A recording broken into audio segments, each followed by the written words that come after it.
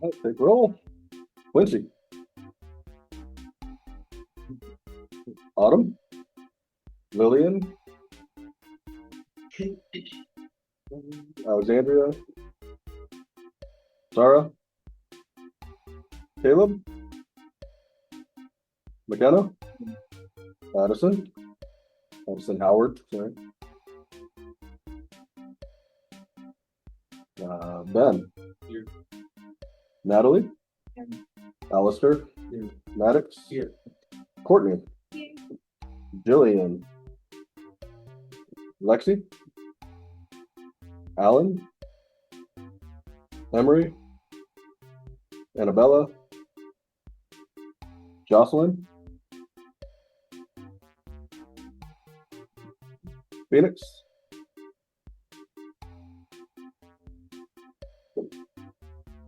Copeland. Addison Harris. Brianna. Here. Peyton.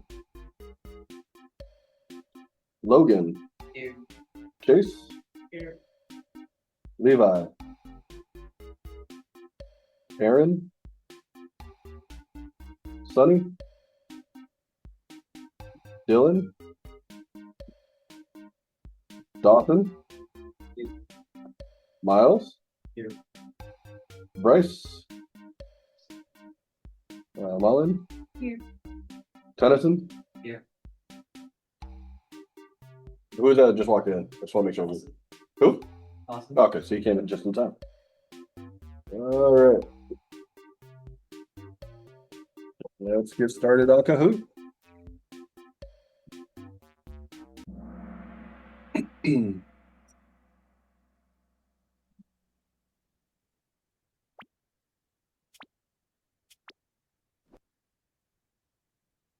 To be legally parked, how many inches from the curb do you have to be? 10, 12, 20, or 18? 12 inches, nice job. So anytime you park next to a curb, you want to be 12 inches away.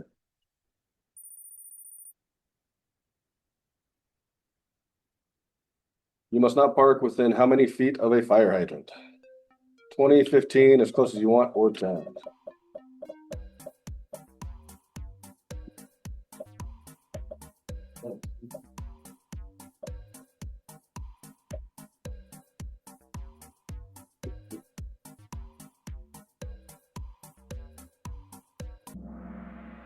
"15 feet. So you gotta be 15 feet away from a fire hydrant. Give fire department a way to get to it. You must not park within how many feet of a driveway or alley? 15, 1, 10, or 5. You don't want to park how close to someone's driveway?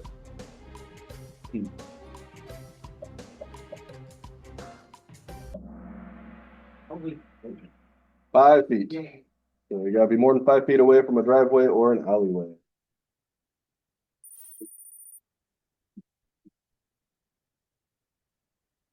What is the fine for parking in a spot labeled for handicap parking? 450, 250, 400, or 300?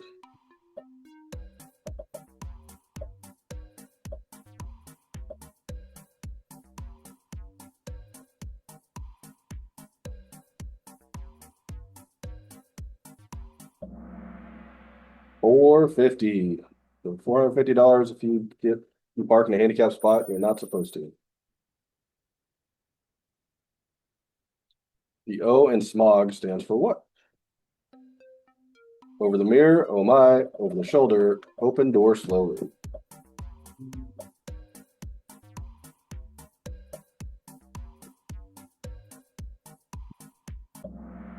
Over the shoulder. Good job.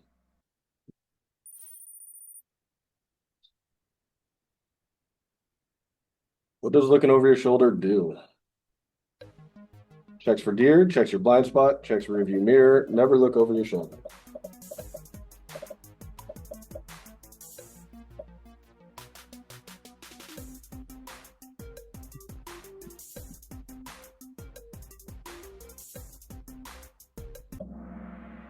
Check your blind spot. Nice job.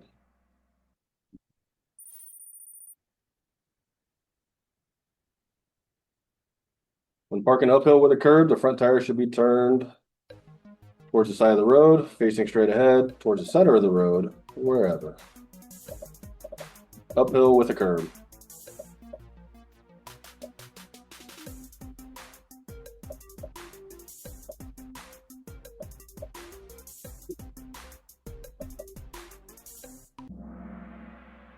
So it's towards the center of the road. So remember, uphill with a curb, it's up, up, and away. So uphill, the curb is the second up, away from the side. So any other time you'll go towards the side of the road, uphill with a curb is the only time you'll go away from this side of it. When parking uphill without a curb, the front tire should be turned towards the side of the road, facing straight ahead, towards the center of the road, wherever. So parking on a hill without a curb. Towards the side of the road. Good job. Now you got it. True or false? When changing lanes, you should slow down. True or false? Wow. That one is false. You don't want to slow down. You want to maintain your speed at least when you're changing lanes.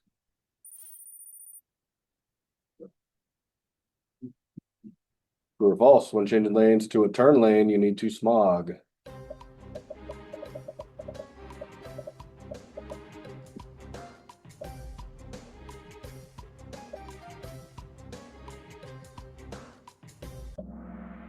True. Anytime you're going left to right, you're changing lanes, you need to smog. Good job.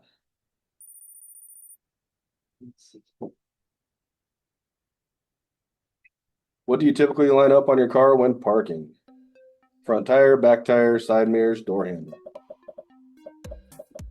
This was in common with all of the parkings.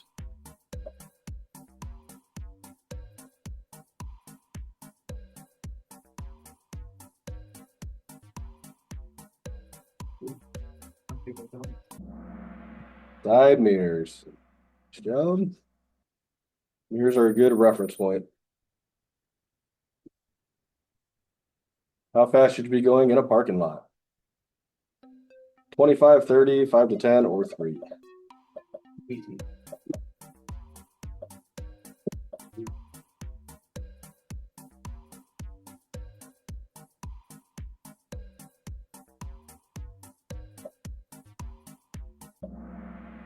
5 to 10. Nice job.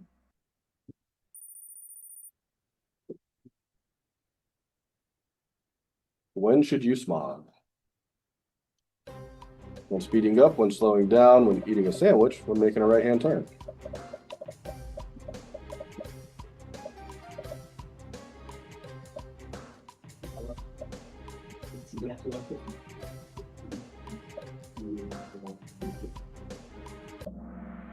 Making a right-hand turn, since you are moving from left to right, you need to smog. Anytime you're going left to right.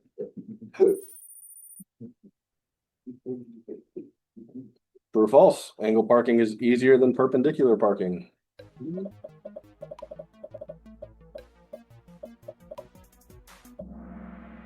True. Angle parking is a lot easier. You guys will experience that on drive number 2. A red curb means loading zone, fire lane, park closer to it to stay out of traffic. It's a nice color.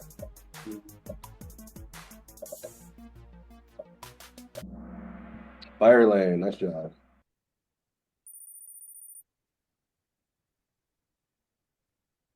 A yellow curb means fire zone, caution there's a hazard, watch your step, or loading zone.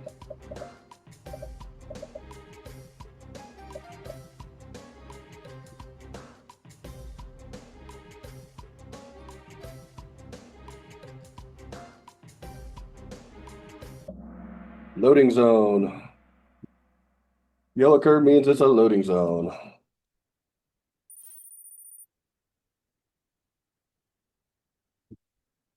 Do not park within how many feet of a fire station if you're parking on the opposite side? 75, 20, 50, or 100. So not the same side, but the opposite side.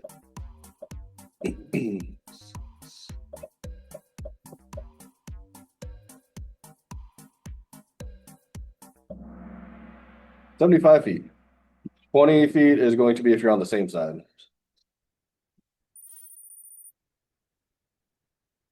True or false? When exiting perpendicular parking, you can turn the wheel right away in the direction you want to go.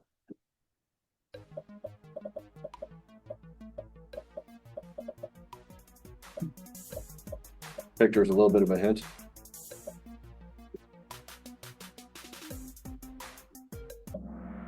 That is false. If you have cars next to you and you start turning your wheel right away, the front of your car will hit one of the cars next to you.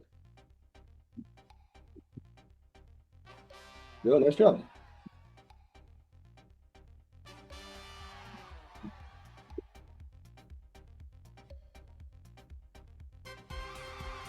$18 out of 18. Nicely done. Okay, today we're going to talk about intersections. I would, yeah, we're right up here. I'd highly recommend taking notes today. This is going to be a lot of good stuff to know. Majority of accidents will happen at intersections. Usually it's a failure for the driver to see and analyze the intersection. One of the biggest things that you got to watch is someone who's on their cell phone, maybe texting or calling and talking to passengers, or just spacing out and daydreaming. And then new drivers, just because they're not exactly sure how to go through them all. And now you get to learn. We're going to talk about negotiating intersections, how to navigate through them safely, basically. Searching intersection is just finding them, knowing where they're at. Determining right away and judging the gaps. So judging a gap is when you enter traffic and see how much space you have in between the car, your car and the car behind you. If they slow down at all because you got in front of them, means you should not have gone. We'll talk about controlled intersections, uncontrolled intersections, railroad crossings, and roundabouts.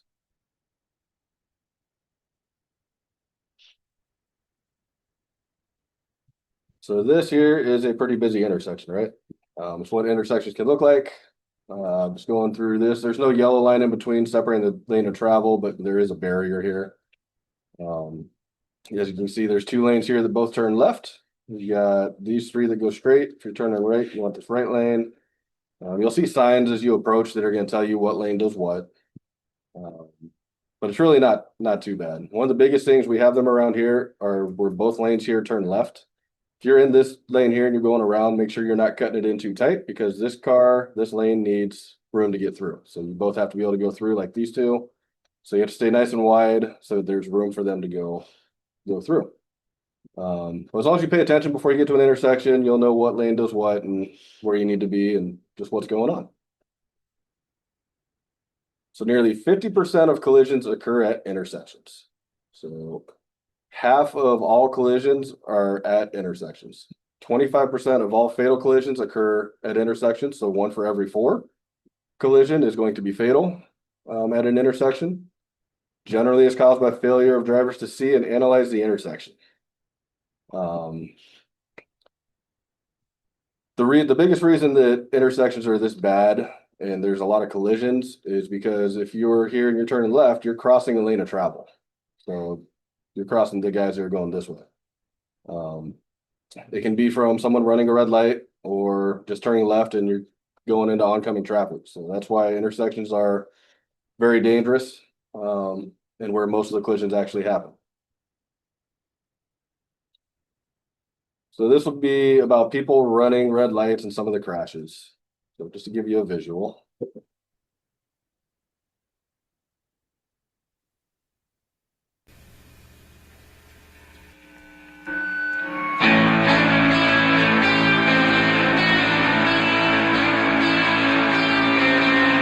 Example of what could happen.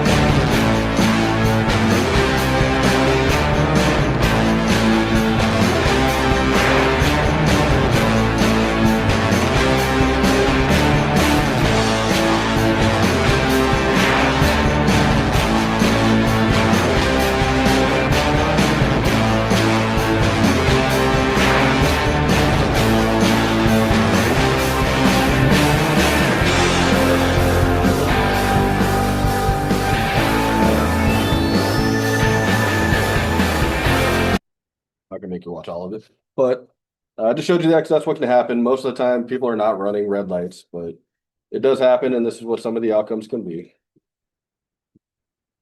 Identifying an intersection. So intersections are gonna have either a traffic light, crossing traffic, you'll see traffic going left and right in front of you. Street lights and signs. So a lot of times on like a country road, if there's no street lights for a while, then all of a sudden there is one. They'll put them at intersections so you can see that something's coming up. Roadway markings, so on the ground you can see arrows. It's going to tell you what lane does what. Stopping or turning traffic, pedestrians, power lines crossing over the street.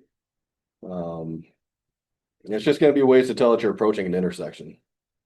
If you're the first car in line at a red light and it changes to green, before you just start going, you're going to want to glance left and right, just to make sure no one's going to run a red light like that last video.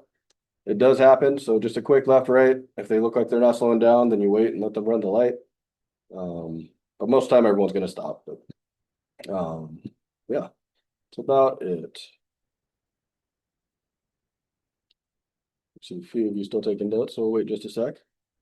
But all intersections should have something like this. You'll be able to identify it's an intersection coming up. Approaching an intersection, so you want to check for traffic control devices, which are going to be like the stoplights here. Could be a stop sign, roundabout, a yield sign, something like that. You're going to look for signs indicating turn lane restrictions. So notice up here it says no turn on red.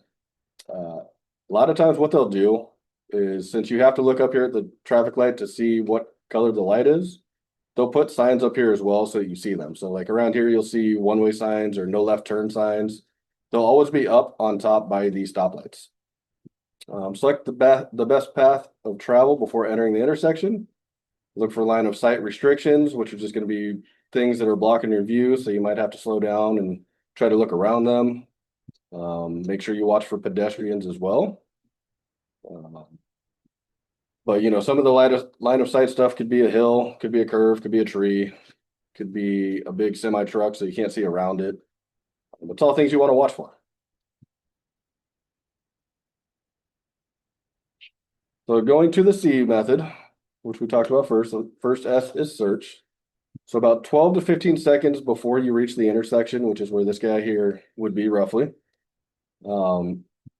You want to be looking for lane restrictions, traffic lights, stop signs, check your rearview mirror, see how close the person behind you is, because you're going to start slowing down. But you're just going to start looking up here to see if there's any reason you need to start slowing down or what's coming up. You're also going to look at, you know, if there's signs on the road that look like this, it's telling you this left lane turns left. If you're in the middle lane, it goes straight. The right lane is a right turn only. But yeah, you want to look at all these things. So that's part of your search of the C. Then you have evaluate. So when you're 4 to 6 seconds away, which is about this guy, you want to be looking 45 degrees in each direction. You're looking for pedestrians or cars that are acting weird or something that doesn't seem right. But as you approach, you're 4 to 6 seconds away, you're going to start looking left and right and seeing what's going on at that intersection. And then you execute. So you're 2 seconds, which is about where this car is. It's the point of no return. The driver reached the point of no return, meaning that the light, if it turned yellow, he wouldn't be able to stop in time. So that's when you go through. At this point, you're pretty much committed, and it's almost too late to make a decision. So you get to this point, you've already made your decision if you're slowing down or you're speeding up, and also looking through the intersection. So that's what you want to do, part of the C method on your way up to the intersection. You want to be aware of line of sight restrictions. So if we're this red car here, what is something that's going to be blocking our view? The bush, yep. So we won't be able to see this person behind the bush. You might not be able to see the car coming because of the bush. What else? Yep. The cars? Yeah, so these cars here on the right, because of where these two are at, you might not see this pedestrian either. Jillian cars, yep. So you might not see the pedestrian, you might not see the fire truck too. But you've also got, you know, you don't want to fixate on the person here. If you can see the pedestrian, that you might miss the fire truck. You can't see what's behind the fire truck, so that's another line of sight restriction. But yeah, good job. Those are all line of sight restrictions. If we're approaching a stop sign with a white line, so this white line here tells you where your first stop needs to be at. So if it has a stop line, that's where you're gonna stop. If we stop here, we still might not be able to see this person or this car because of the bush, right? And so from here, once you make your stop, you can creep forward a little bit so you can. If we are here in this situation, you'll wait for the pedestrians to cross. You wait for both of them. You'd wait for this guy over here to continue through. And same with the fire truck, and then you creep forward. If there's no one else coming, then you would go. But this one here shows like if you're creeping forward past that stop line. So after you come to a complete stop of this stop line, if you can't see, then you can creep forward to get better visibility up to the intersection. If we're at this point here, then we'd be able to see this car that we might not have been able to in this one because of the bush. So then we know not to go, let the car go before we make our turn or go straight. Pedestrians always have the right of way, so remember that as well. Drivers should be able to see clearly 90 degrees left and right before you enter the intersection. You want to see what people are doing, just have a good field of vision and make sure there's no pedestrians or cars, because now it's on you to yield for these guys before you can go. So once you get up to the intersection where this guy's at, you should be able to see 90 degrees left and right to make sure it's clear. And if it's clear, then you can go. So what's the danger of stopping too close? Like if we're this red car and we're too close to this silver car. Why do we not want to be that close to them?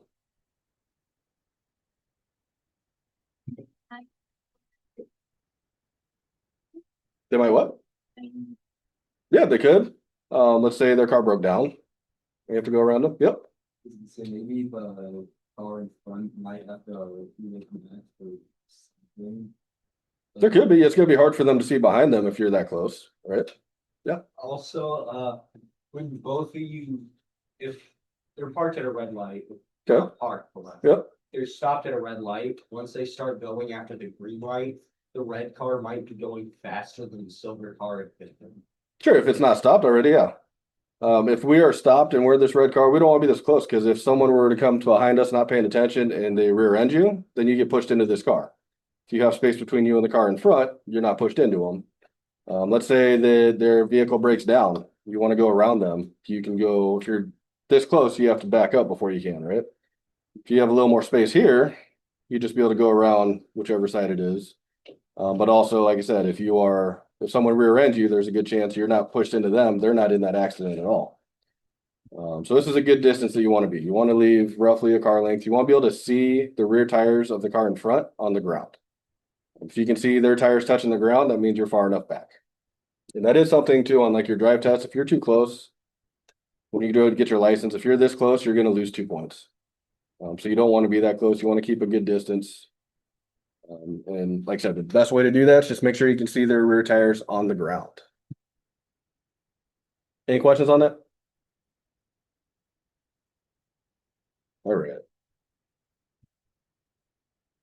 So changing lanes in an intersection, it's unlawful, may result in a citation, so you're not allowed to do it. If you change lanes in an intersection and a cop sees you, he's probably going to give you a ticket. If you can't complete your lane change before entering the intersection, drive through it and change past it. So if we're this red car and we want to go to this right lane, we don't want to do it in the intersection. You want to go after, because if you look at this green car, he's got his blinker on to turn right. If our path does this through the intersection, he's going to think we're staying straight in this lane. The paths are going to cross where he could hit you. He didn't expect you to go through. So just make sure you wait until after the intersection if there's one coming up. And then the green car will realize that it's clear for him to go.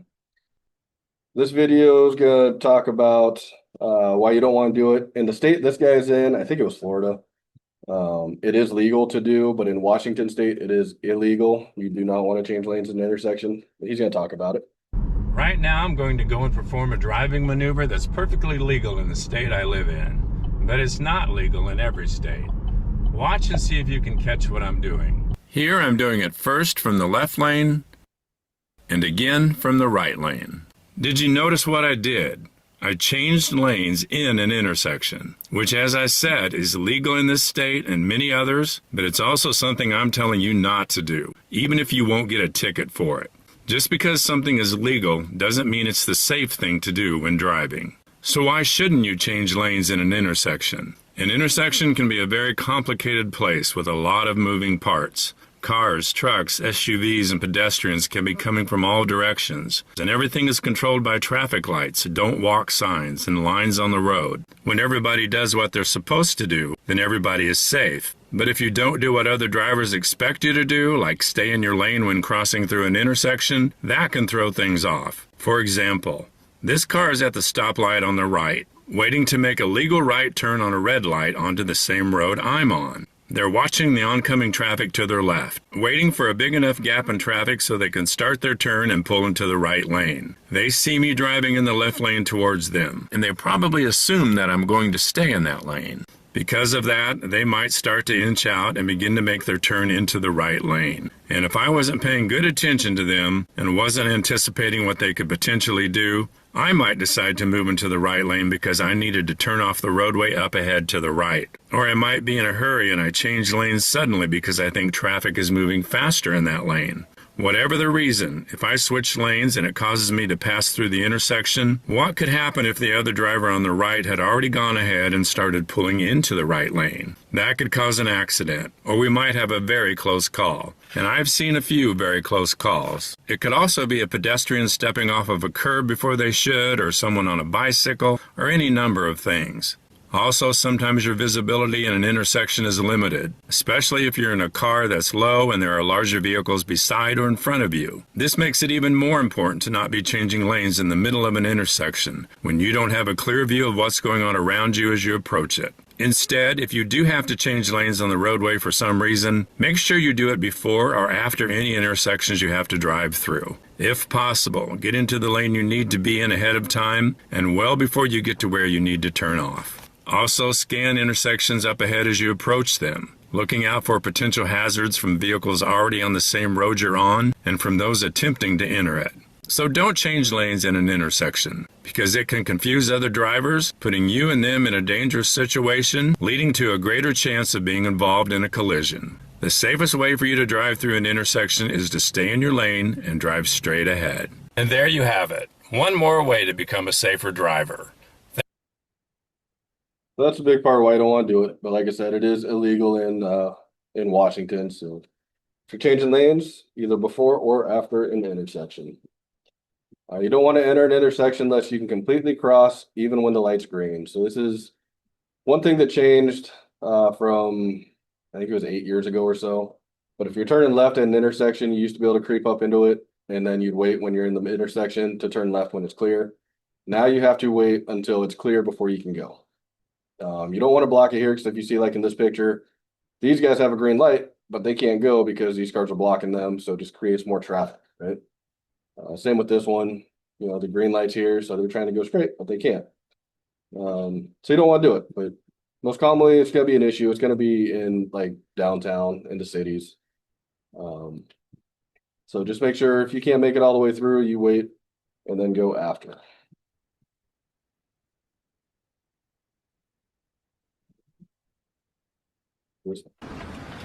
Oh. Politeness is nice. It's gracious. It's well-mannered. But no one ever said it was efficient. Four-way stop, you go, no you go, no you go, guy. You're one of us. So at a four-way stop, we're going to go through it later today. Just follow the right-of-way rules. This happens a lot, and then it actually makes everyone take longer because everyone starts to go and stops, and everyone's trying to be really nice, but it doesn't always work out. So just follow the right-of-way rules, and it'll go a whole lot smoother. Pedestrians and bicyclists always have the right-of-way at crosswalks and intersections. Even if it's not marked, like if it doesn't have these white lines, at an intersection, they have the right-of-way. Do you know why that would be? Why do we give pedestrians right-of-way no matter what?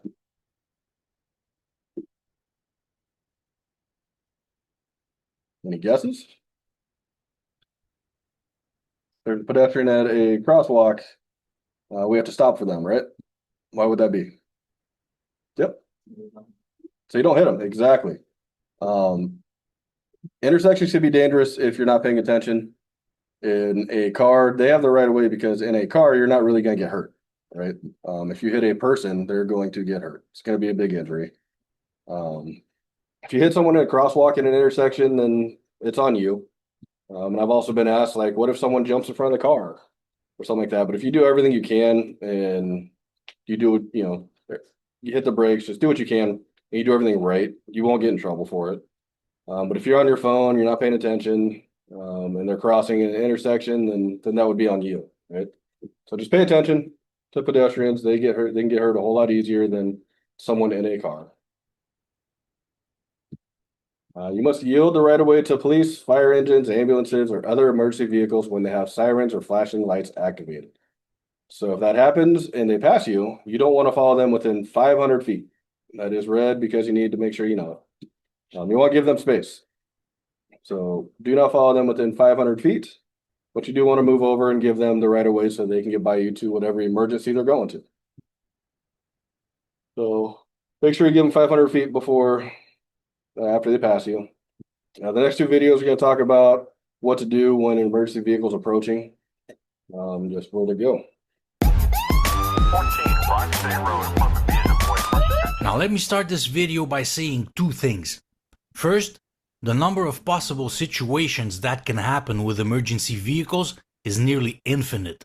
So in this video, I'll only show a few of the basics. And second, there will be a lot of animations in this video because these are situations that we cannot plan for. So when you see or hear an emergency vehicle behind you that needs to pass, you'll obviously need to get out of the way. But which side you should move to will depend on which lane you are, where the emergency vehicle is coming from, whatever obstacles are close to you, how much traffic there is, and so on. When traffic is moving at a normal speed, emergency vehicles will usually overtake by the left, since it's by that side that we should overtake. But they could be on the right lane if they're turning right at the next intersection, for example. Basically, they'll use the lane that's the most available, or the lane that is closest to where they need to go. So the most important thing here is to look at your mirrors to determine where they are, and possibly also determine where they want to go by looking at the angle of the vehicle, for example. It's important to put your turn signals and do your verifications before pulling to either side, even if everybody around should be anticipating that you'll do so, because they don't necessarily know which side you'll move to, especially if you're pulling to the right, because that's the side where other road users are, like cyclists, skateboarders, rollerbladers, and so on. If you're on the highway stuck in traffic and you hear an emergency vehicle approaching, you'll probably be tempted to move to the shoulder because it's usually empty. But that's exactly the same reason why they'll often use the shoulder too. So make sure to check your mirrors to know where they are before doing so. If the traffic is moving at a normal speed though, they should be on the left lane. Remember that on the highway, the left lane is only for overtaking, so people shouldn't stay there after overtaking. For that reason, it should be the most available lane at all times. Now the big question. If I have no other option, can I run a red light to let an emergency vehicle pass? And that's a good question. In most places, the law isn't very clear about that. And even if it was, like I said earlier, there are so many possible situations that can happen that you'll just need to use common sense. Of course, it's illegal to run a red light, but it's also illegal to block an emergency vehicle. Yes, there's the risk of a collision if you run a red light, but there's also the risk that the person in the ambulance dies if they don't get to the hospital on time, or a fire rages out of control if the fire trucks don't get there on time, or someone gets killed if the police don't get there on time, and so on. And we have to keep in mind that they will probably need to cross more than one red light, so the accumulation of the lost time at all those red lights could result in a dramatic outcome. So I can't recommend you run a red light in an emergency situation like that. You'll have to check that out with your local authorities if it's allowed where you're driving. If it is, your first option should be to turn right. That's the safest option because that's the one that requires you to cross the least amount of lanes. That's why you're allowed to turn right at a red light in a lot of places. Now in most cases, you should be able to turn right.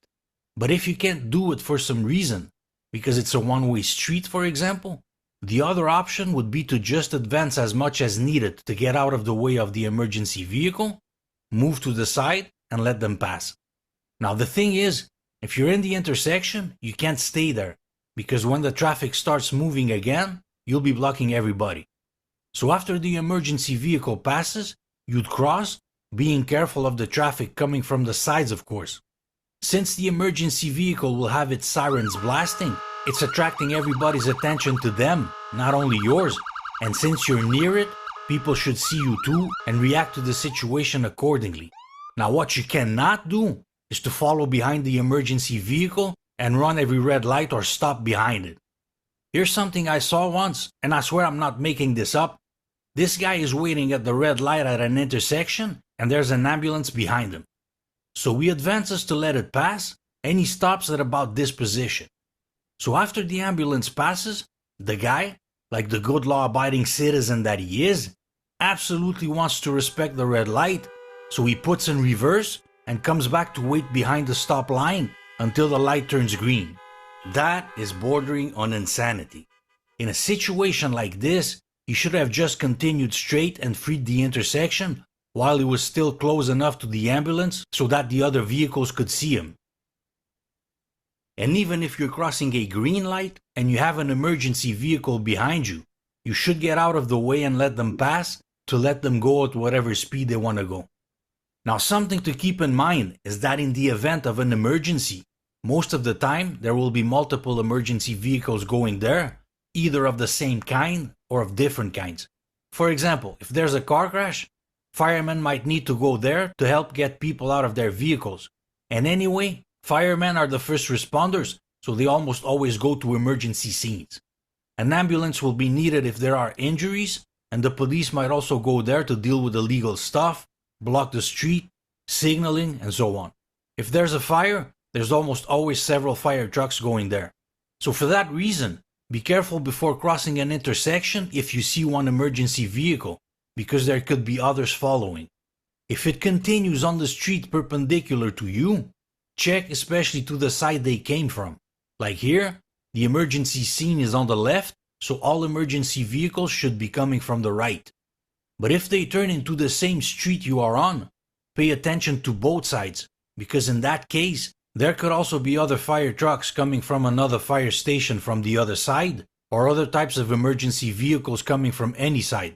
And of course, in a situation like this one, they could also be coming from behind.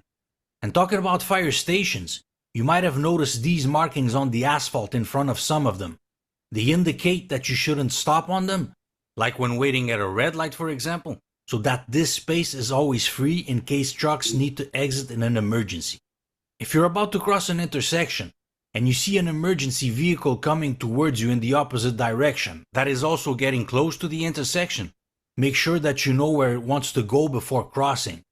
Now you'll say, yes, but shouldn't they put the turn signals if they want to turn? The thing is, even if they do, with all those lights flashing plus the stress of the situation, you most likely won't notice the turn signals. So in a situation like that, just slow down gradually, wait to see where they'll go, then proceed when it's safe to do so. And that's especially true if the vehicle is approaching the intersection in the lane closest to you. And remember not to block intersections, for many reasons, and one of them is that if there's an emergency vehicle that wants to cross, they need to be able to do it. In the next video, how to react to the sounds of emergency vehicles. Alright, so basically you want to try to move out of the way, obviously. Most of the time you'll just move to the right side and just let them by and make sure you don't follow them within 500 feet. And then this one's also, it's going to talk a little bit more about the emergency vehicles, but also about the move over law. The move over is a law in Washington. If you don't do it, you can't get a ticket. Like I said in the previous video, most of the time there will be multiple vehicles that will need to go to an emergency scene.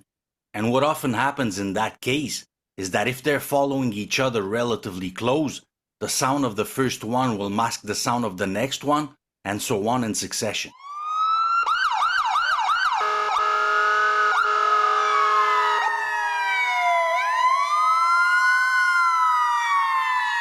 So for that reason, relying only on the sound before crossing the intersection is not enough.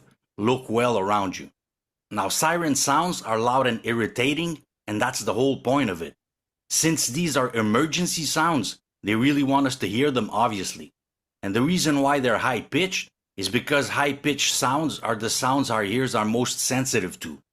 But a problem with high-pitched sounds is that it can become hard to determine where they're coming from, especially when we're inside a vehicle. And that is especially true in places with high buildings or other structures because the sound bounces a lot between them, spreading everywhere. So every time you hear an emergency vehicle, be very attentive, check the mirrors and all around, and if you're approaching an intersection, don't cross it without making sure that you know where the emergency vehicle is coming from. And that's even if you have a green light or if you're about to cross any kind of intersection where you'd normally have priority. Now, even though the direction of the sound is something that's sometimes hard to determine, one thing that you'll be able to determine better is sound level or volume. If the sound is getting louder, the emergency vehicle is coming towards you. If it's getting quieter, it's going away from you. So use that to make your decisions. Now, you might have seen, or you might see in the future, police vehicles crossing an intersection while in an emergency, with the emergency flashing lights activated, but not the sirens.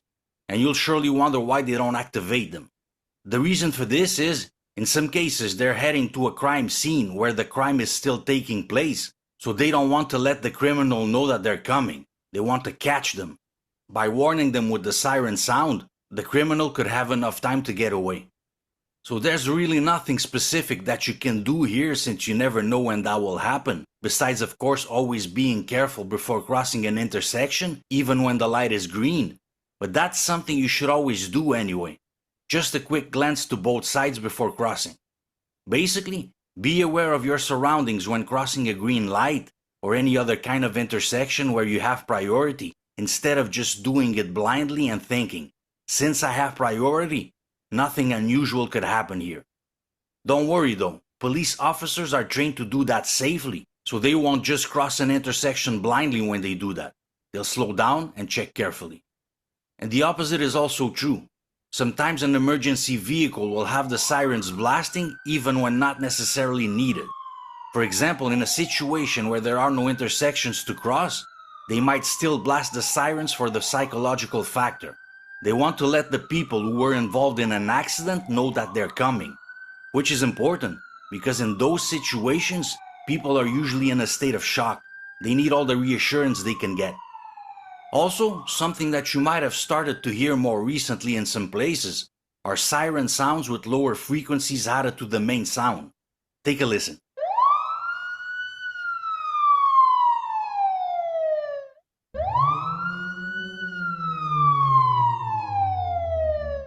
Now, the reason for those added lower frequencies or bass is that they help the sound travel further, they help people feel the sound too instead of just hearing it because it creates vibrations, and they also help a bit in locating the sound. It's the same phenomenon that happens when you hear a car with loud music approaching. When the car is far away, you can hear the bass a lot, but not much else. As it gets closer, then you start hearing the higher frequencies. At a certain point, you can even start to understand the lyrics. Plus like and subscribe to Conduite Facile. Sit back. Oh, and by the way, in a lot of places, it's illegal to drive with your music too loud. Not only are you noise polluting, but it can also mask the sound of an emergency vehicle nearby. So it means that not only does it make it harder for the people around to hear an emergency vehicle, but you yourself might not hear it.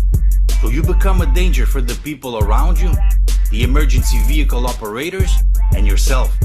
So turn that volume down to a reasonable level and save yourself a fine and your ears.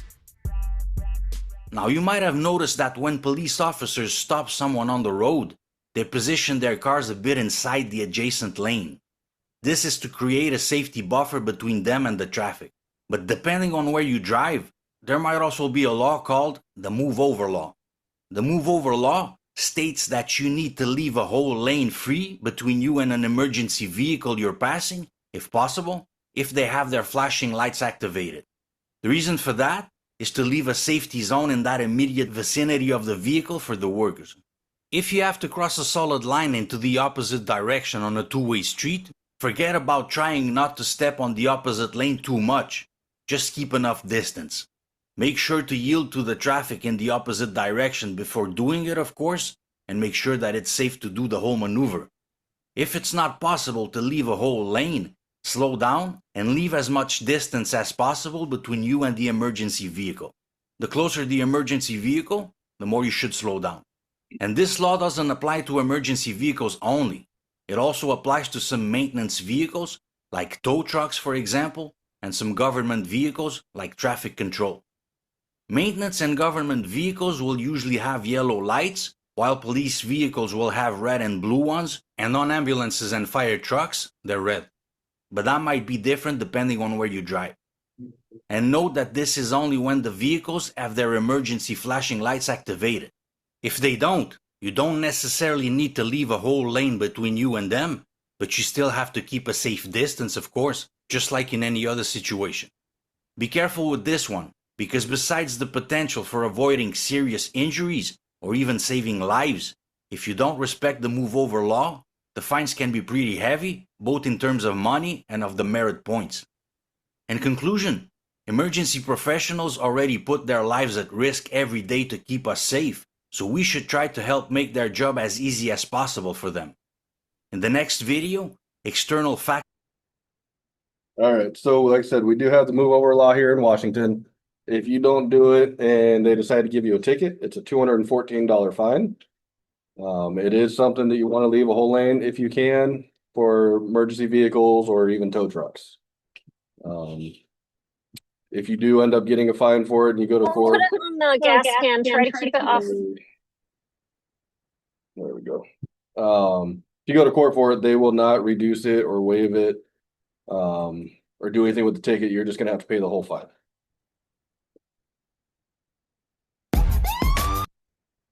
All right, so stop signs, all the stop signs obviously mean stop except for this one here on the bottom right. That one's saying you can turn right without stopping. It's the only time you'll be able to do it at a stop sign. If you have a stop line, this is where you want to stop first. So at this one, you have the stop sign, the crosswalks, and the stop line. You got to stop at this stop line first, and you're not going to be able to see because of things on both sides. From there, you can creep up until you can't see, and then come to a second stop, and then go again. This sign here is telling you that cross traffic doesn't stop. It's lit up and flashes. Usually that means there's a lot of crashes that happen there. And so they're trying to get your attention. So they put red flashing lights on it as well.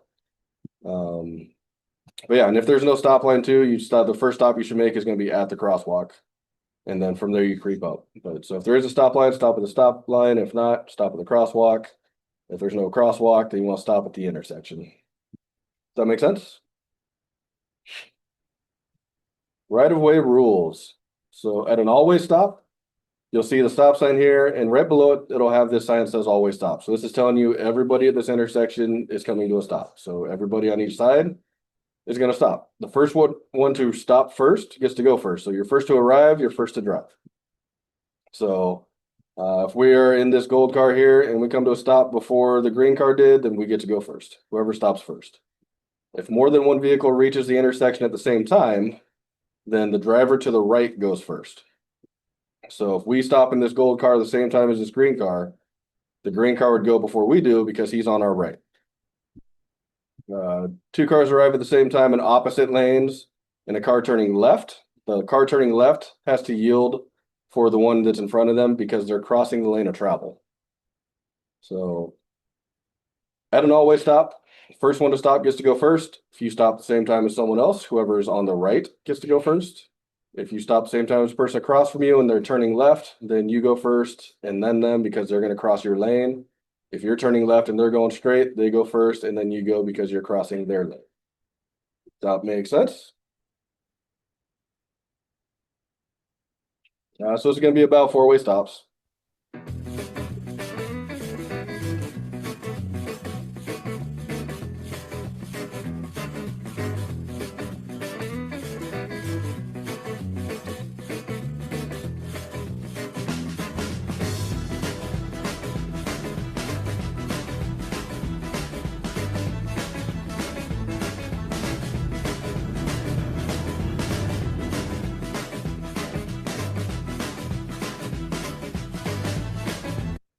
I'm gonna pause because I gotta let someone back in. 1 second.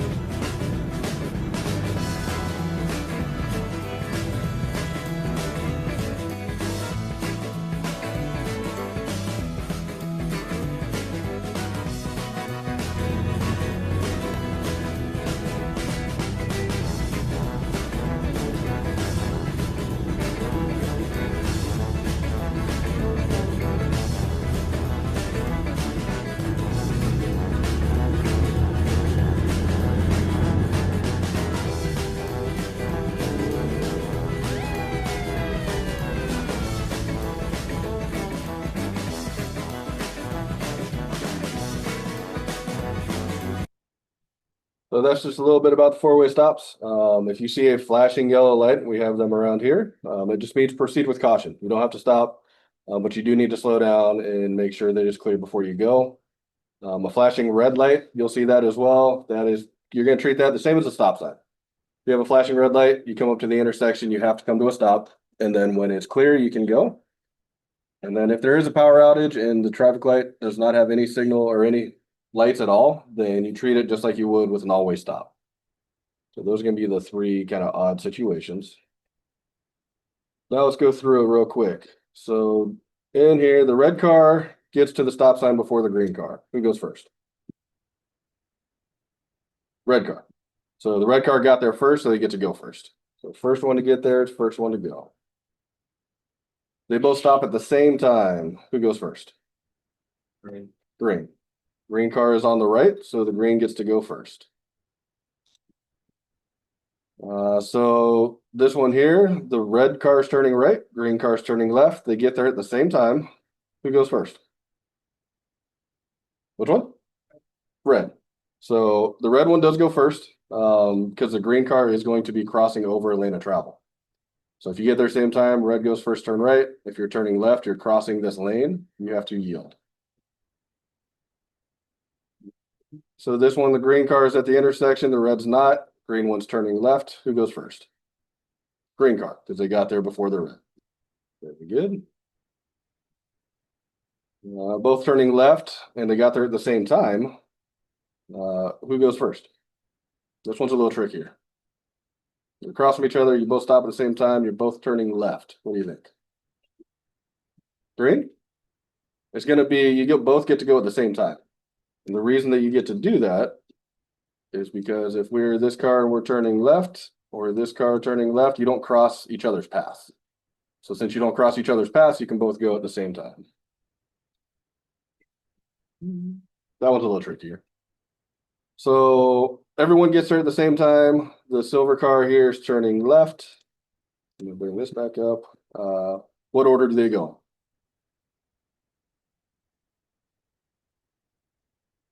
Just guess. So if you green first, then red, then white. So that is correct. Since the white car is the one that is turning left, he's crossing, he has to yield. The green car is on the right. So they're gonna go first, and then these two, this one's on the right, then this one's on the right. If I'm in this situation, like if I'm this red car and I'm approaching and I see I'm gonna stop the same time as these two, I'll actually slow down before I get there so they stop first, so you don't have to worry about it. It's just one less thing to worry about. What we got here? So the green car is turning right, silver car is turning right, and the red car is going straight. This one's a little trickier. Yep. I believe the red car goes first. Okay. So this one, except if everyone stops at the same time, the green car is on the right, right? So in theory, they could go first, but the green and the silver car, the white car here, they're not going to cross paths at all, so they can both go at the same time. Because if we're turning right, we don't have to worry about either one of these guys, because this one's turning and this one's going straight. So in this situation, green and silver can go at the same time, and then red. Like I said, the green's only going before the red because they're on the right. Does that make sense? All right. So if we're in this situation, who has the right of way? Pedestrians. Good job. So, well, sorry, let's back this up. Normally, if we were at stop, yes, it looks like it was, but with a green light, if we have a green light, then we're good to go, because the pedestrians crossing are going to have that red hand telling them not to go, because their crossing is going to be the same as going with the traffic. This silver car here is also going to have a red light. If we have green, then we'll be able to go across. If we were stopped, you're right though. It would be the pedestrians for sure. So here we're at a red light, we're turning right. When we get up here.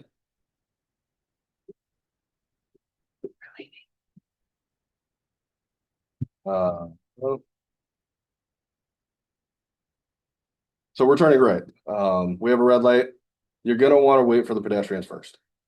This is where, like you were saying, pedestrians have the right of way. They're gonna have, if it's green going this direction, they're gonna have that walking symbol where they can cross the street. So before you go, you're gonna want to make sure this guy goes and this guy if he's gonna go the same direction. We want to watch this guy to make sure that he is going to turn right, because a lot of times they'll have their blinker on and not. So you just gotta make sure, don't trust the blinkers, but you want to watch that as well. But now let's say we're turning left. So we're crossing the lane.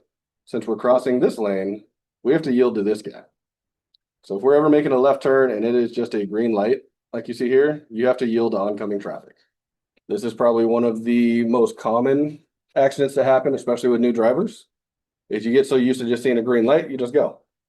If it's a green light, you have to yield for oncoming traffic first. You're also going to want to yield for this pedestrian because they're going to cross traffic over here. So you have to make sure both of these are clear before you can turn left. So you'd wait for both of those and then you'd make your left-hand turn. If we're in this situation, we have a green light, we're turning left. What do you think we would do? Yep. Yep. So you got the emergency vehicle with their lights on. Even though we have a green light, we're going to come to a stop and let them go, right? And then we're turning left. So we also have to, after that, the fire truck passes, you got to wait for this guy. This guy's going to have a green light to go straight, and we have to yield for oncoming traffic. So fire truck will go, then this guy, and then we can go and turn left. So more on left turns. Like I said, new drivers tend to forget this. But this guy's turning to the right, we're going left. This guy's going straight. Because we just have a green light, not a green arrow, we have to wait for both of these guys to clear. So we have to yield for anybody that's coming on oncoming traffic, and then we get to go. If we have a green arrow instead of a green light here, if it's an arrow that is green, so if our traffic light looks like this, it just has a green arrow, we just get to go. You don't have to wait for the cars in front. You don't have, the only time you don't have to yield for oncoming traffic is if you have a green arrow. Green arrow is a protected turn. That means they're going to have a red light. You just get to go. If you have a green light, you have to wait for them and then you get to go. And I think that's why you get a lot of accidents with newer drivers. If this guy was going straight and you just see a green light, you go. So now we're turning left. You see the green light, you forget, you just go. And that's where accidents happen here. So just make sure you yield for oncoming traffic unless it is a green arrow.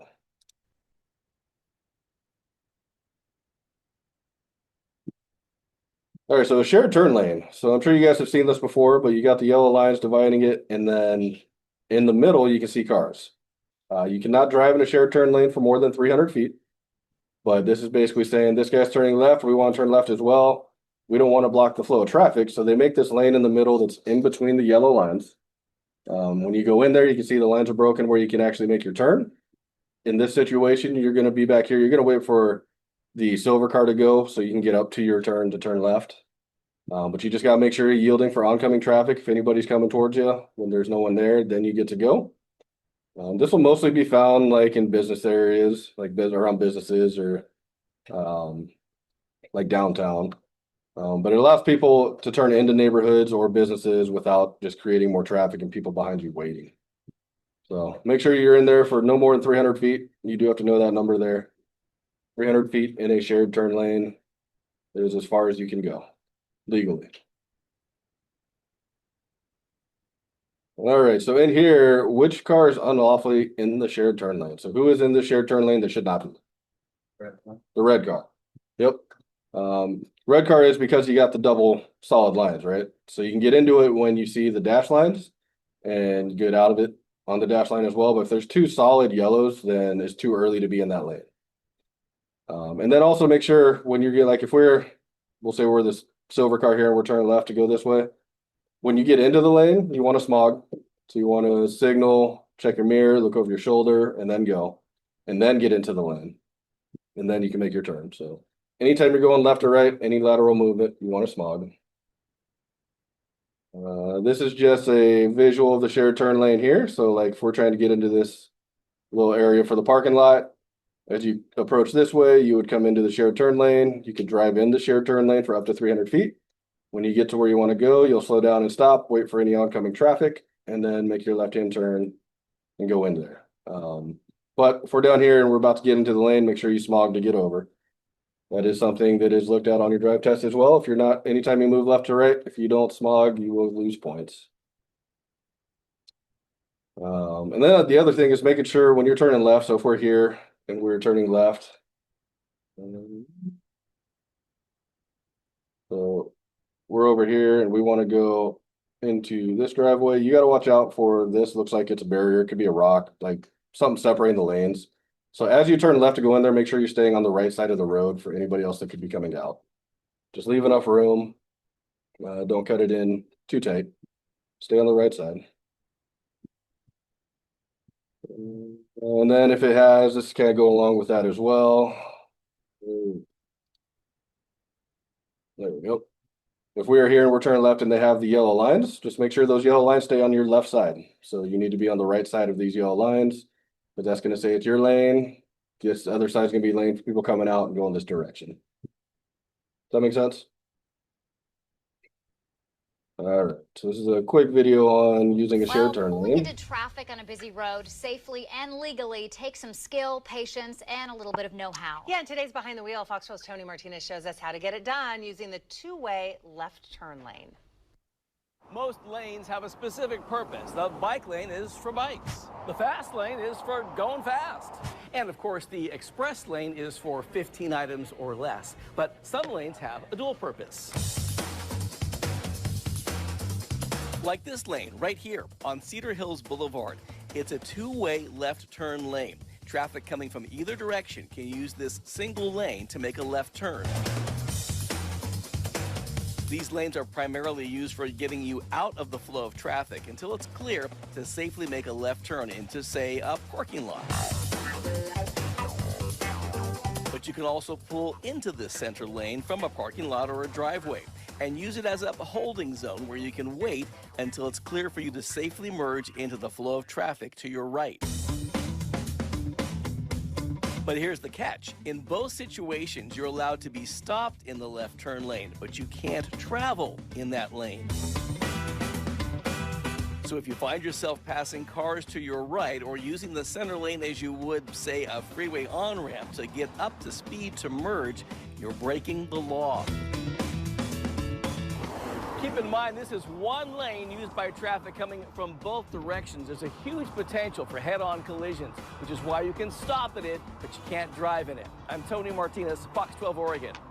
The interesting thing about that one in particular is going the one direction, the arrow's right where your turn would be. But Yes. the car coming at you needs to go kind of into your arrow area to make that. You know what I'm saying? I mean, it's shared Be patient. territory. Yeah. My daughter saw this yesterday. She goes, oh. Yeah, I think all of us are thinking that. No, it might She's have been broken driving the law. for 2 years and Well, she's just I learning know, this. and that particular spot there, Cedar Hills, as you get to Hall, then there's a left turn, Yes. lane. Yeah. But people will line up for that left turn and lane. get stuck. Yeah, but We'll talk about what he's talking about real quick.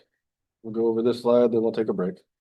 So what he's talking about here is you have the shared turn lane here, but then just up here, it's a left turn only for traffic. So the biggest difference is shared turn lane, you get to drive here and then turn left. Both lanes get to go into it, both directions of travel. This here, only if you're going this direction do you get to go into it. It's a turn lane to turn left at an intersection. But you notice how they look different. You got the arrows on the ground, it's yellow on both sides, where this is only yellow on one side, white on the other. And then one arrow telling you which way you can go. Both of these though, you do need to smog before you get into, even if you're getting into the left turn lane. As you're approaching this direction, you want to look, put your signal on, check your mirrors, look over your shoulder, and then get into this line. Any questions on that? Okay, let's take a break until 7:32. 7:32.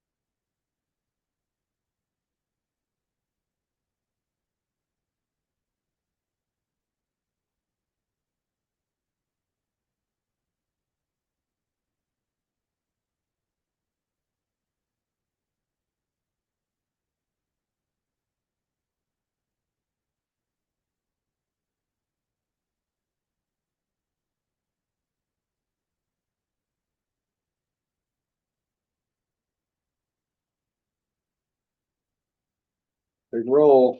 I know we're missing a few in here. I'm sure they'll pop in though. There they come. Quincy. Autumn. Lillian. Alexandria. Afara. Caleb. McKenna. Ben. Here. Natalie. Here. Alistair. Here.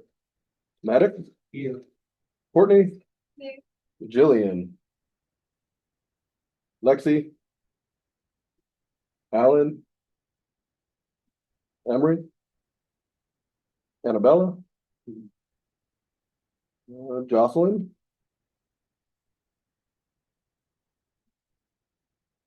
Oakland.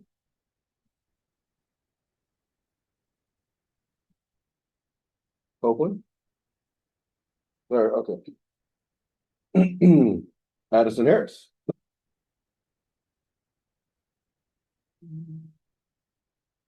Addison. Yeah. Brianna. Here. Peyton. Logan. Here. Chase. Here. Levi. Aaron. Sonny. Dylan. Dawson.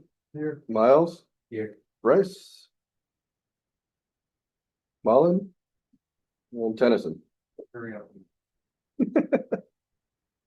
Addison Harris, are you here? There you are. All right. So intersections with arrows. So these are different ones you'll see. This one on the far right has a left turn arrow. It is green. If you see a left arrow like this that is green, it's a protected turn. You just get to go. This one here in the middle is a little more difficult, or it's not difficult, but it's just two different signals here. So you have a red light and a green arrow. If you're turning right, you don't have to stop. We do have one of these in town that we go through, and we're going to drive through it a handful of times. If you see a red light, but it has a green arrow and we're going the direction of the arrow, you just get to go. You don't have to stop. It's telling you it's protected to turn that way. And then a yellow arrow to the left, you're going to treat this the same as you would just a green light. If you're turning left, you're going to yield to oncoming traffic. Whether it's flashing or it's just solid, this sign here is reminding you that you have to yield. But it's the exact same thing. It's just a solid green light. If there's a solid green light and you're turning left, you have to yield for oncoming traffic. The only time you don't have to is if you get a green arrow like this one here. If you're turning left with a green arrow, you do not have to yield. We go through this a lot because it is the big accident thing that happens with new drivers. So green arrow means you get to go. So on here, if we're this red car, we're turning left, we have a flashing yellow arrow. What should they do? Yield. Yep. Who are they yielding for? This one here. Yep. So as you're approaching, flashing yellow means you need to yield the right of way for oncoming traffic. So this car here gets to go first, and then when there's no one behind them, you get to go. What about in this situation? We have a green arrow. So if we're approaching this red car here and we have a green arrow, do we get to go or do we have to yield? You get to go. A green arrow is the only time that you get to go and not yield. If it was a solid green light, you'd have to yield for this guy. Since he's turning left, you wouldn't have to worry about it. Just because, like in this picture, two cars turning left get to go at the same time because they don't cross paths when they do. So a lot of intersections you'll see there'll be a green arrow for both of these cars. So in this situation, we would have a green arrow for this guy here and a green arrow for this guy over here. They just get to go at the same time because they're not crossing paths. Now, if it was a flashing yellow arrow, you'd have to wait for oncoming traffic, right? So if you had a flashing yellow and we're this car over here on the right, why did that not work? But now our arrow is this way and it's flashing. We have to wait for both of these guys to clear before we can go. So we're this car turning left. It's a yellow flashing. We're yielding for oncoming traffic. So both these guys are going to go straight.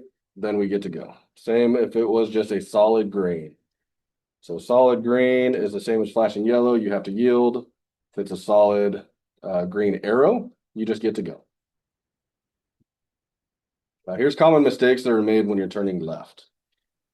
Here are some common mistakes when making left turns. Advancing when light is green but not yielding to oncoming traffic will result in a collision if there's an oncoming vehicle. Advancing when light is green but failing to shoulder check for pedestrians at the crosswalk, which results in a situation of failing to yield to pedestrians and oncoming vehicles.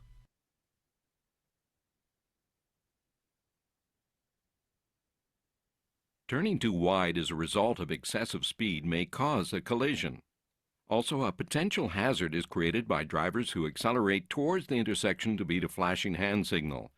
At a high speed, the vehicle is unable to turn into the left lane. Instead, it enters into the right lane, forcing the other vehicle to take evasive actions. Turning left at the same time. So this is one thing we don't do anymore. They used to do it, but how this person's in the intersection just waiting and then going once it's clear. You do have to wait back here before you can do that. So that is the law that I was telling you that changed. So don't listen to what they're saying on here. You can't go into the intersection until it's clear. As a right-turning vehicle is turning into the adjacent lane, this situation creates crash potential.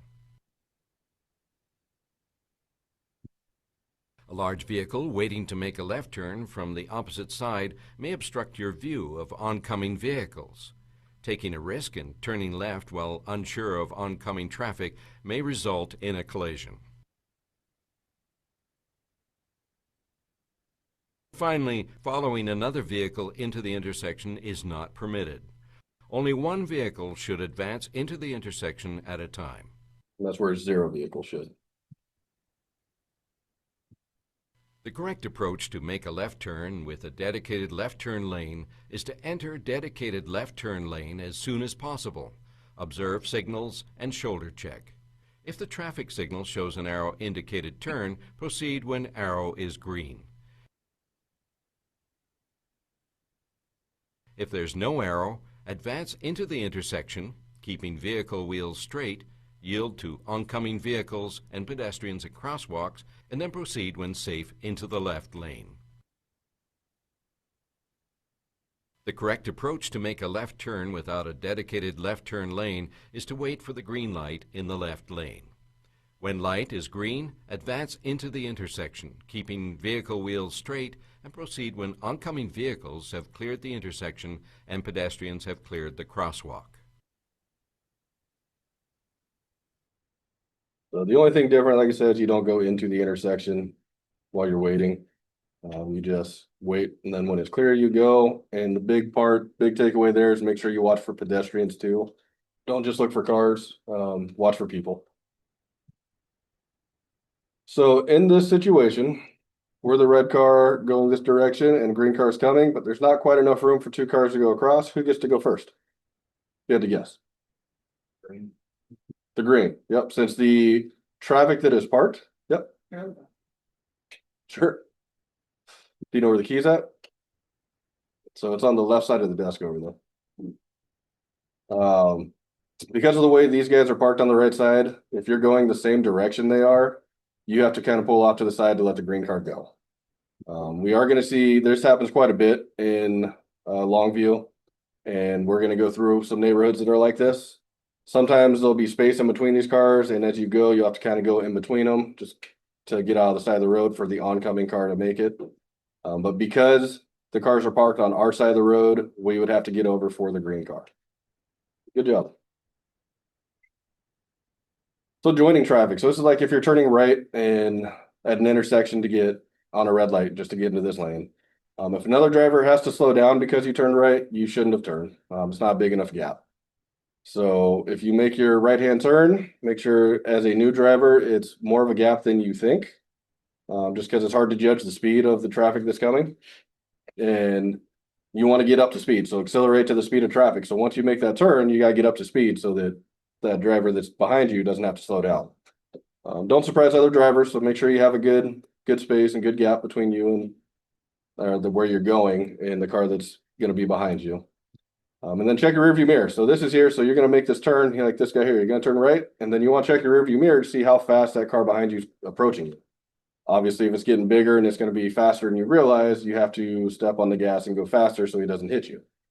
But as a new driver, when you're turning right, like right on red, or even if it's you have a stop sign but they don't, you're turning right, you want to make sure that there is a big enough gap that they don't have to slow down. If you force another driver to slow down, then you should have waited. And this is something it's progression. You learn as you drive more, and you'll start to be able to judge the speed of other cars if you have time or not. So it's turning left at intersections. It's going to talk about yielding. It's going to be by our good friend Carlos here. But it's some things that new drivers kind of have a hard time with when they're turning left. Most of the time, when turning to one side or the other, you need to be in the available lane closest to that side. So if I want to turn left here, I need to be in the left lane. However, there are some places where you're allowed to turn from more than one lane. If that's the case, you'll usually have a panel like this one indicating it, and sometimes some arrows painted on the asphalt too. This panel and the corresponding arrows on the asphalt indicate what you can do in each lane. In the left lane, you can only turn left, and in the second lane from the left, you can either turn left or go straight. So I'll be turning left from this lane. You'll sometimes also see a line like this one. Now this is the same intersection seen from the top view. Usually when turning, you'd have to go from your lane on this side of the intersection to the same lane on the other side. From first to first, second to second, and so on. But here, this line is guiding you from the second lane into the third lane. So why a line like this? Because sometimes vehicles might overflow into the other lane, especially the wider ones like buses or trucks. So if you see a line like this one, make sure that you go into the lane where it guides you. Also, if you have an arrow like this one on the traffic light, which means you can only go straight, make sure that you wait for the appropriate light to turn. And here, because the vehicle to my left is large and has a trailer on top of that, you can see an example of what I meant. At some intersections, you'll have a priority light for turning left. When big vehicles like trucks, buses and so on are turning left at that kind of light, they will hide it from you. Like here, the light might have turned yellow or red while that truck is still in front of it. So make sure that you see the light before entering the intersection. That works for any vehicle that is bigger than normal. In the previous cases, you might have noticed that the light to turn left was at medium height. In some cases though, it might be higher, but higher vehicles will hide it anyway. So make sure that you always see it before entering the intersection. In places where you're allowed to advance in the intersection while waiting to turn left at a green light, try to advance in a straight line as much as possible so that you don't block the lane on the opposite side when doing so. Like in this case, the vehicle in front in the opposite direction is waiting for the pickup in front of me to turn, so he advanced to try to see something. The problem now is that the pickup already turned, but he can't turn yet, so he's blocking me. So try to keep the car straight while waiting. Also, if there is already a vehicle in the intersection, I recommend you wait behind the stop line until that vehicle has freed the intersection before advancing. Also remember, if the light turns yellow when you're behind the stop line and you have enough time to stop safely, you have to stop. But if you're already inside the intersection when the light turns yellow or even red, you're allowed to finish your turn, but make sure it's safe to do so. So check all around before you do. If you have a lane reserved for turning left, you don't need to advance since you'll have a priority light eventually. Also make sure that the lane you want to go into is not occupied before entering the intersection. For example, if there are vehicles stopped here for some reason, wait behind the line. A problem a lot of students have when turning left on a street that has a median is that they turn too close to the median, almost hitting it. The biggest reason for that is because they're scared of hitting it, they stare at it. And you know that if you stare at something when you drive, you'll have a tendency to go towards it. So don't look at the median, look at where you want to go. In other words, don't look at the problem, look at the solution. Also turn your steering wheel just a bit as you're approaching the lane you want to go into, and turn it more sharply just a bit before you enter the lane. In other words, do your turn more in the shape of an L than in the shape of a quarter circle. By turning the wheel sooner or doing the turn in the shape of a quarter circle, you approach the median at the wrong angle. By turning the wheel a bit later or doing the turn more in the shape of an L, you're positioning yourself straighter before entering the lane, which will make it easier. How late you'll turn the wheel will depend on how wide the intersection is. The wider the intersection, the later you'll turn the wheel. Now, I won't give any reference points here because these will vary a lot depending on a lot of things, like the width of the street, the size of your vehicle, your position as you approach the turn, and so on. And anyways, you shouldn't be looking at reference points, but at where you want to go. But remember, look at the lane you want to go into and not at the median. Turn the wheel slightly as you approach the lane and turn it more sharply just before entering it. If you live in a big city like I do, in a lot of the busiest streets, you're not allowed to turn left, sometimes at all times, sometimes only during a certain period. So you'll see a panel like this or like this. The thing is, if you couldn't turn at the last intersection and you also can't turn at this one, there's a very good chance that you won't be able to do it anytime soon. So instead of waiting and hoping for an intersection where you'll be able to do it, the best option is to do the square, as I call it, meaning turn right at the nearest street where you can do so and keep turning right whenever possible to go back to the street where you want to go. I hope you liked this video. Thanks for watching. All right, so the biggest takeaways on that is look where you want to go. And if you're turning left, try to make it more of an L shape where you go out a little bit before you start your turn. Uncontrolled intersection. So an uncontrolled intersection means there's no traffic control device. That means there's no stop sign for anybody at the intersection. There's no yield signs, no, stop lights. Doesn't have anything at all. Longview does not have any, but Kelso does. What you want to do is use the C method. You're going to follow the right-of-way rules. If you don't see a stop sign or yield sign, you don't have to stop. You just have to slow down and be prepared to stop. So you're going to treat every uncontrolled intersection like a yield sign's there. If you can't see, then you come to a stop. There's no problem stopping. But if you come up to it and you can't see to the left or right, if anyone's coming around, then you stop. But if you can see to the left and right and there's no one coming, then you can just go. You do want to slow down though, but just treat it like a yield. So uncontrolled intersections, treat it like there's a yield sign there. Direction assumes uncontrolled. Yeah. So if you don't see a sign in your direction, just assume it's uncontrolled. Like I said, they do have some in Kelso, but none in Longview. So just treat uncontrolled intersections like it's a yield sign. This will be someone driving through one that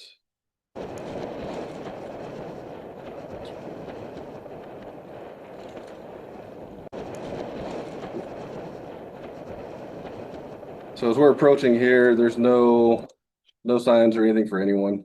So it's an uncontrolled intersection. We're gonna slow down and yield. And that guy did not, they just kept going. So they almost hit him. Treating it like an uncontrolled intersection.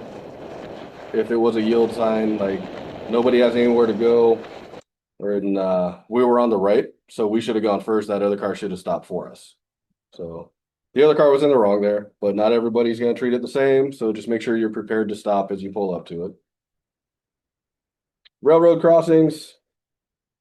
So there's 3 different types of railroad crossings. You have an active, a passive, and a crossbuck. So an active railroad crossings, like this top picture, when there's a train, the arms are going to go down, the lights are going to flash, it makes noises, lets you know something's going to happen. Passive railroad crossing is going to be like this one here, where it doesn't have any of that. It's just telling you there's a railroad crossing, so you have to yield. You might want to crack your window a little bit just so you can hear a train if there was one coming. These will be used, but not as often. And then crossbuck is just what these white signs up here are called. You'll see some where it doesn't have the yield sign, it just says railroad crossing. Those aren't used very often, but they are. But the ones that are used more often will have ones like this, where it's got lights and signs and arms come down, makes noises. Trying to warn you.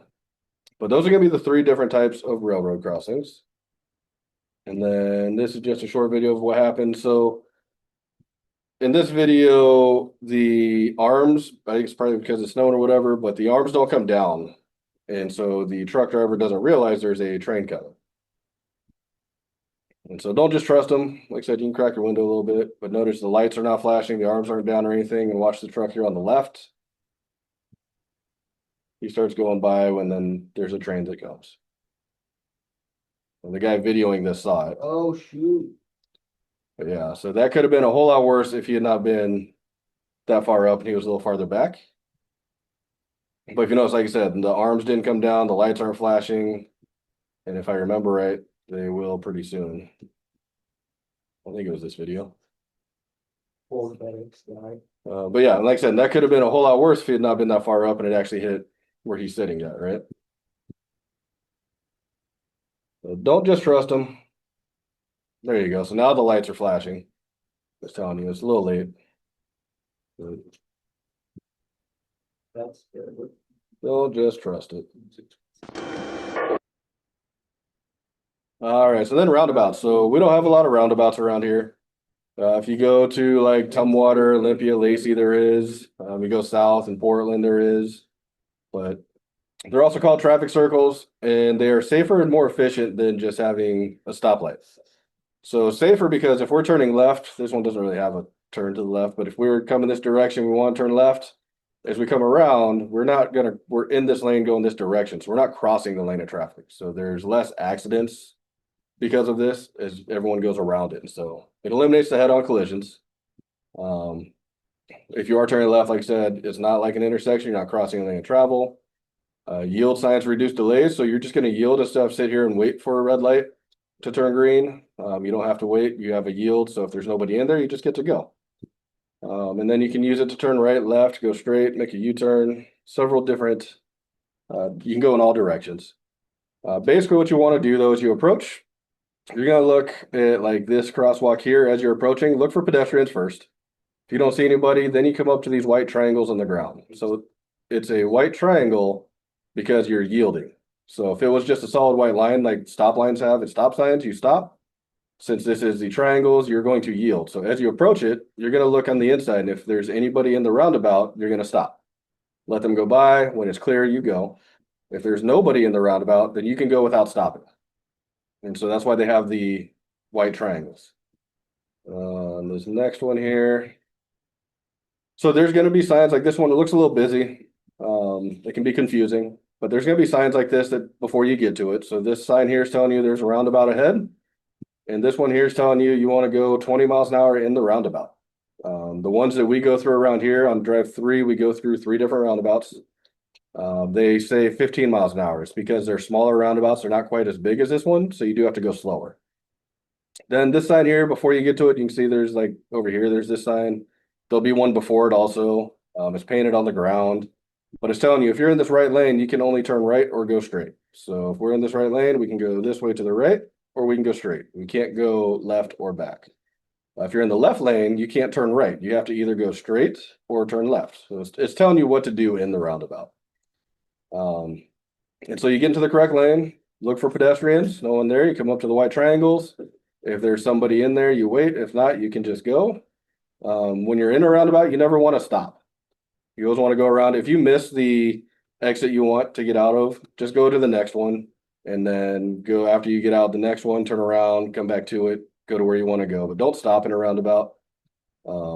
If you're on the inside and it's 2 lanes like this one, you can go around another time. And then make sure that you smog if you're going from the inside to the outside. You're changing lanes and going left or right. You want to make sure that you're going to smog when you're doing it.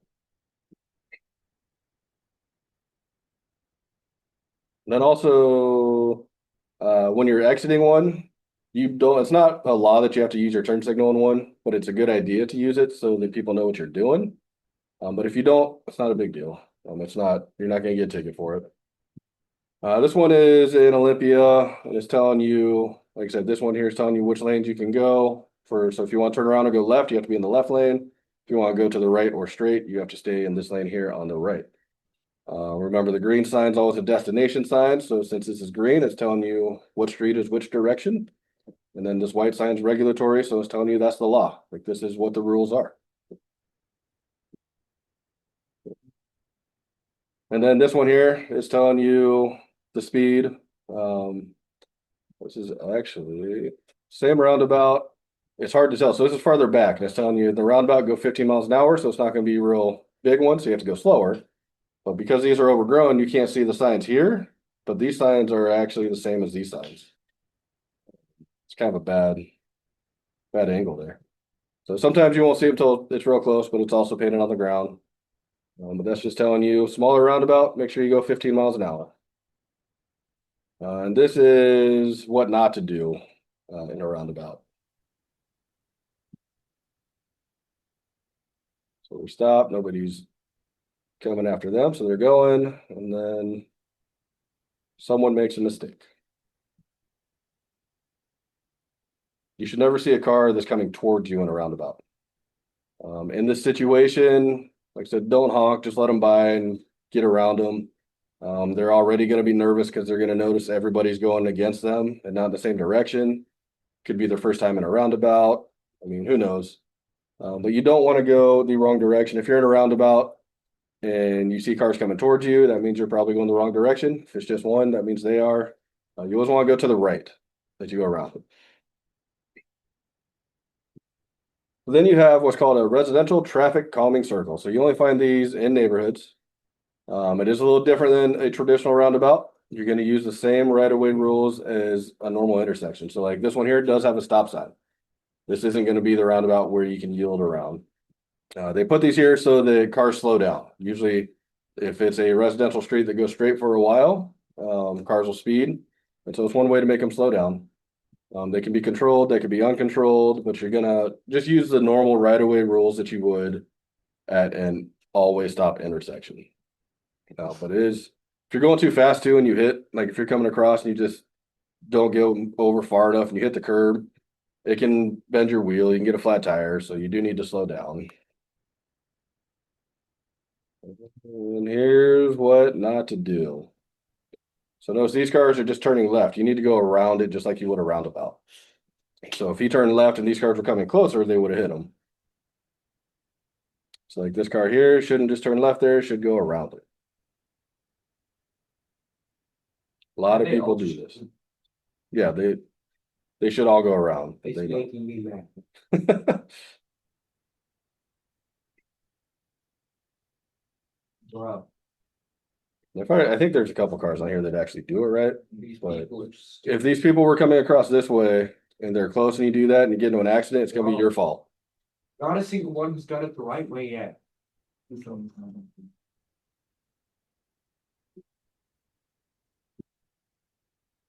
But they do also do their job and make cars slow down, which is what they're supposed to do. Like that guy there is how you're supposed to do it. Same with that guy.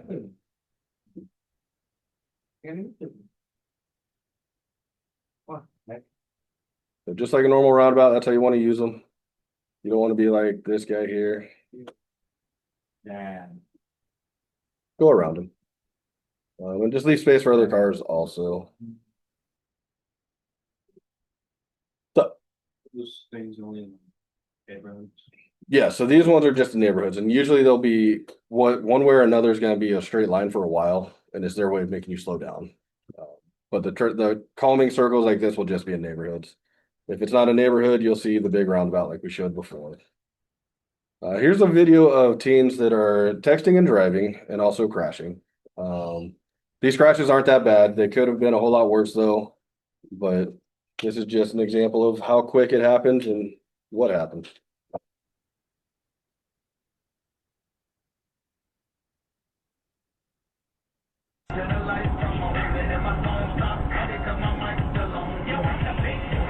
He's going off the road already because he's with the dog.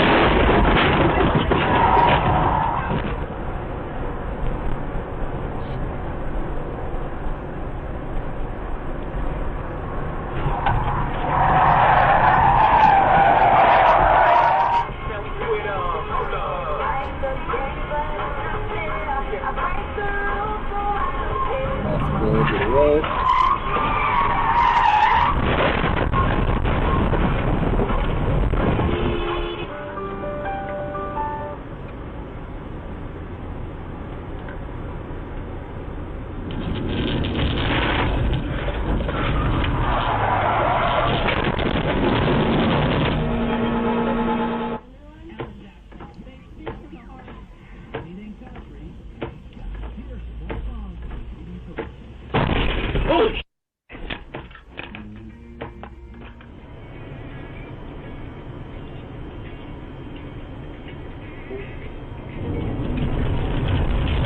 All the way to the other side of the road.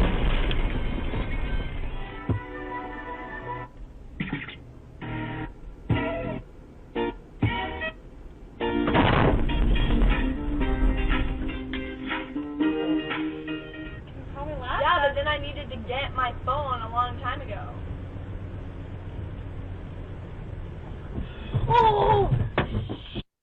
That was my phone.